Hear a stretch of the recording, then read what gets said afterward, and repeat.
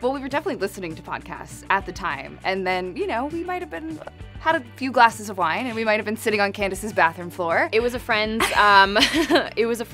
bridal shower at my house.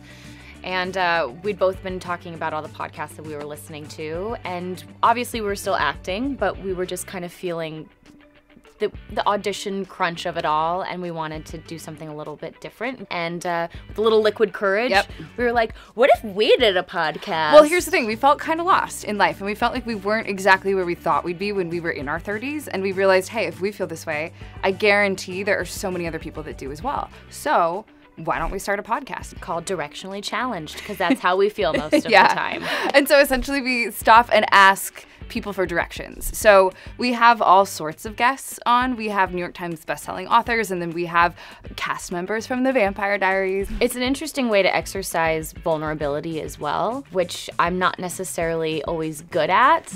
And it's a great way to connect with people. I mean, we are so grateful to have worked on a show that has a built-in fandom. I mean, we were discussing that before we started this, of like how awesome the Vampire Diaries fans are, and they've supported us all these years later. So we knew that they would be there to support us. But it's a different thing as opposed to just posting a photo on Instagram. It's a different way to connect with your fans, essentially. And we wanted to do that in a way that was organic to us, that felt vulnerable, but with also didn't feel like we were forcing ourselves to overshare in a way that we weren't comfortable with. Claire Holt came on for a pregnancy episode, and I was pregnant at the time as well. And that's a very personal experience. So to be able to discuss that on air was extremely personal, but I wouldn't have wanted to do it any other way. It's fun to be female podcasters in the podcast world.